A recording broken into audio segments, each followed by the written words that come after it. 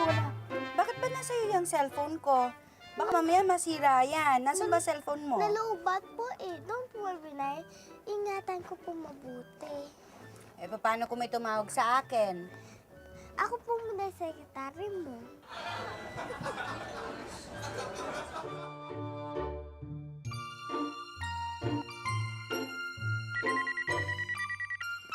Hello, Clarissa Manaloto speaking.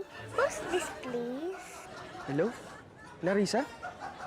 Bakit ikaw yung sumagot? Nasa si nanay? Naghahanap ng damit para kay tatay. Para kay tatay? Ay, yung sa akin. Hindi ko alam. Bakit sa akin mo tinatanong? Eh, ba't kasi ikaw ang sumagot? Pakusap kay nanay. Hello? Nay, yung damit kong pang-prom ha.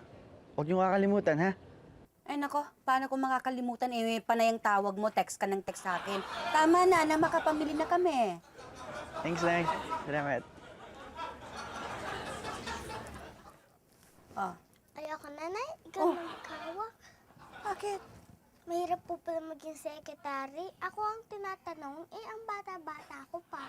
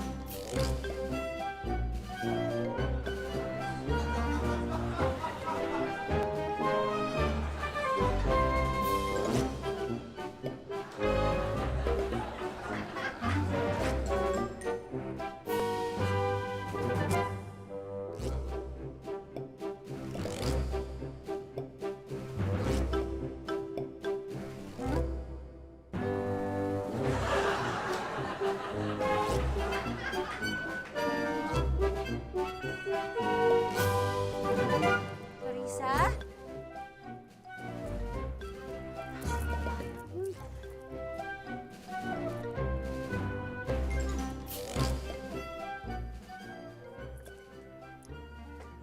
Anak? Anak? Gising ka. Ka. Pagod ka na ba?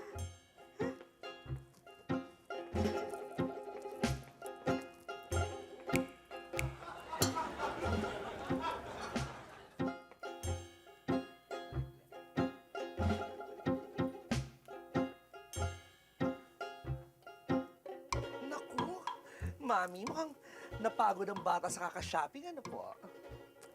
Oo nga eh. Kaso lang kahit isang damit wala pa akong nabibili. Napansin ko nga ho. Eh, kanina ko pa kayo nakikita pa ikot-ikot. Wala naman kayong binibili. Eh, ano ho ba ang hinahanap ninyo? Alam mo, sa totoo lang, hindi ko rin alam. Kasi yung asawa ko, may pupuntahang party. Yung anak ko namang lalaki, mag-a-attend ng JS prom. Eh, hindi ko naman alam kung anong bibilin ko para sa kanila. Oh, don't you worry, madam. Tutal, wala naman akong gagawin. Might as well.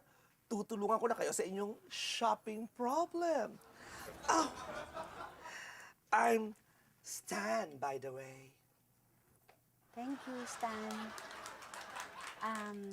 Ako si Elsa Manaloto. Elsa Manaloto? Are you by any chance related to the Pepito Manaloto? Asawa ko siya. Really? Oh my gosh naman, Madam Elsa. Napaka-humble niyo naman po, just like your husband. It's an honor to meet you, Madam. Hay nako, madam. Huwag na kayong problema. Tutulungan ko kayo sa inyong pagsha-shopping. Yan po ang trabaho ko eh. Anong trabaho mo? I am a personal...